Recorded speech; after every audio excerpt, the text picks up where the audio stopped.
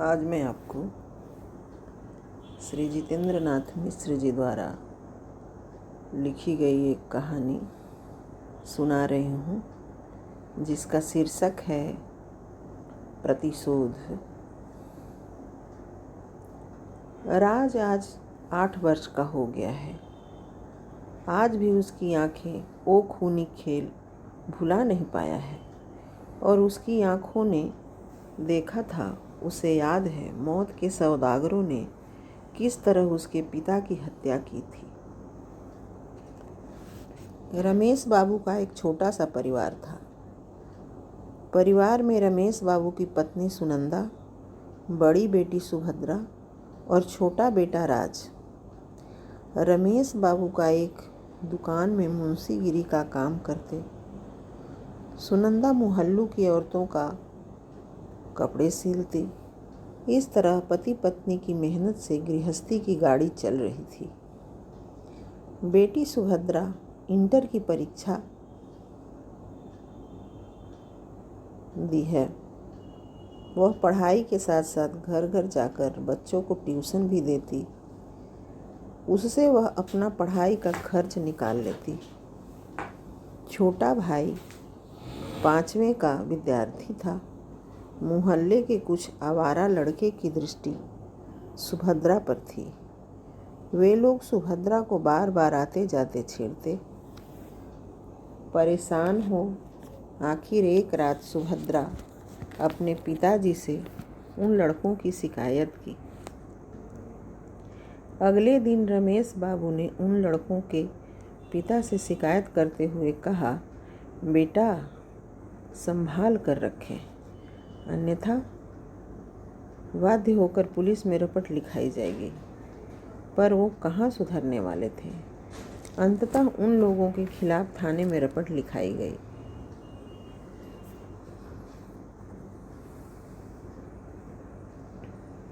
पर ये क्या, इसका उल्टा असर हुआ। रपट लिखाते ही उन्हें जान से मारने की धमकी दी जाने लगी। परेशान हो थाने से सुरक्षा के लिए कई बार लिखित अनुरोध किया। पुलिस प्रशासन तो आम जनता के लिए नहीं है। उसका काम तो ऊंचे ओहदे पर बैठे रसूखदारों और धनवानों को सुरक्षा करना है। रमेश बाबू थाने का चक्कर लगाते रहे, पर उन्हें पुलिस सुरक्षा नहीं मिला। उन आवारा लड़कों ने रमेश बाबू को सबक सिखाने का ठान लिया था।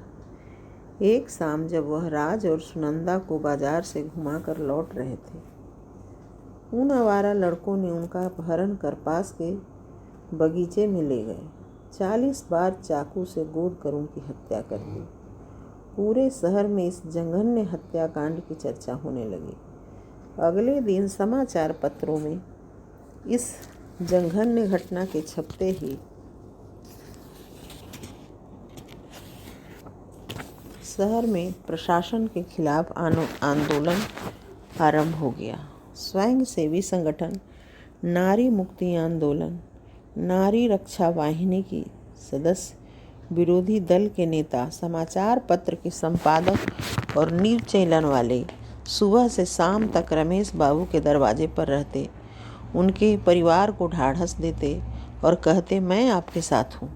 पर ये क्या, सभी आरोपी बड़े बाप के बेटे थे। आरोपी के पिता ने उन सभी को, जो कल तक रमेश बाबू के परिवार के साथ खड़े थे, उन्हें पैसा देकर खरीद लिया, क्योंकि ये सभी रमेश बाबू के परिवार को साथ देने नहीं, बिकने के लिए यहाँ जमघट लगाए थे। आरोपित लड़कों में से कुछ सत्ताधारी तो कुछ को विरोधी दल में संपूर्ण सम्मानपूर्वक शामिल कर लिया गया। न्यायालय के दरवाजे पर प्रशासन भी बिक गया।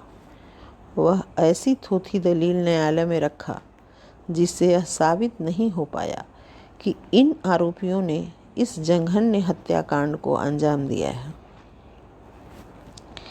रमेश बाबू की मृत्यु के बाद भी ना तो सुनंदा टूटी और ना सुभद्रा। सुभद्रा अब वकालत का अध्ययन के साथ साथ कराटे का भी प्रशिक्षण लेने लगी। जिससे वह स्वयं को विपरीत परिस्थिति में बचा सके। एक शाम सुभद्रा अपने भाई राज के साथ राशन का सामान लेकर घर लौट रही थी। अचानक उन आवारा लड़कों ने सुभद्रा के साथ बदतमीजी करने का प्रयास किया। सुभद्रा की आंखों में खून तैरने लगा। जूडो कराटे तो वह जानती ही थी। बीच बाजार में उन आवारा लड़कों को दौड़ा दौड़ा कर पीटा। किसी का हाथ तो किसी का पैर तो किसी की रीढ़ की हड्डी टूटी। एक का तो पूरा दांत ही टूट गया। छोटा भाई राज उसका वीडियो बना लेता है। देखते देखते सुभद्रा वकालत की पढ़ाई पूरी कर आज पहली बार उसका कदम न्यायालय की ओर बढ़ रहे हैं और मन प्रतिशोध की आग में जल रहा है। वह न्यायालय से 10 वर्ष पहले अपने पिता की हत्या का मुकदमा दोबारा खोलने के लिए प्रार्थना पत्र दिया, जिस पर विचार करते हुए दोबारा मुकदमा खोलने का आदेश देते हुए उस समय के सभी आरोपी पोस्टमार्टम करने वाले डॉक्टर और थाने को नोटिस भेजा जाता है।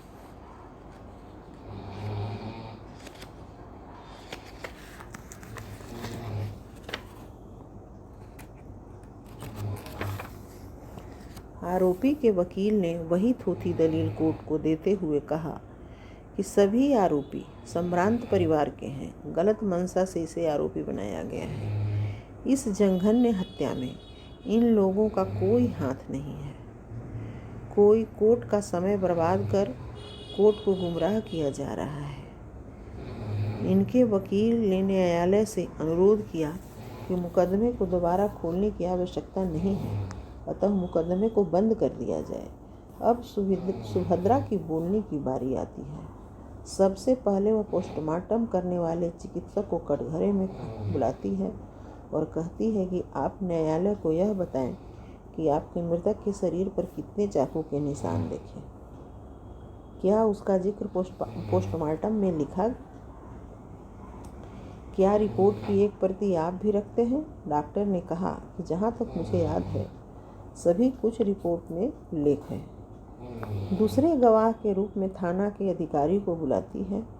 वह उससे पूछती है कि मृतक ने क्या इन आरोपियों के खिलाफ सनहा दर्ज किया था?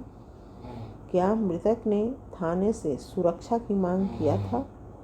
थाने के अधिकारी को यह उम्मीद नहीं थी कि एक नई वकील जो पहली बार मुकदमे की पैरवी कर रही है ऐसे तीखे प्रश्न करेगी। वह कहता है मुझे याद नहीं है। कोर्ट 2 घंटे के लिए स्थगित हो जाता है। न्यायाधीश को 2 बजे से पुनः कार्रवाई का आदेश देते हुए थाना का अधिकारी और पोस्टमार्टम करने वाले डॉक्टर को निर्देश देते हैं कि आप इस मुकदमों से संबंधित सभी अभिलेख लेकर 2 बजे उपस्थित हो। 2 बजे पुनः कोर्ट की कार्रवाई आरंभ होती है। पोस्टमार्टम रिपोर्ट की प्रति डॉक्टर ने न्यायालय में प्रस्तुत किया। पोस्टमार्टम रिपोर्ट की प्रति और थाने के अभिलेख में रखे गए पोस्टमार्टम रिपोर्ट में अंतर देख जज चौंक जाते हैं। थाने के अभिलेख में छेड़छाड़ और सुरक्षा के आवेदन तो थे, पर उस पर क्या कार्रवाई हुई कहीं कुछ भी नहीं था।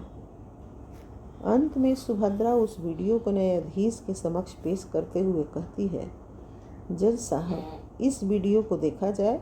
और अगले दिन का समाचार पत्रों की प्रति भी पढ़ने को देते हुए कहती है, आखिर क्यों एक लड़की बीच सड़क पर कानून को हाथ में लेकर इन लोगों को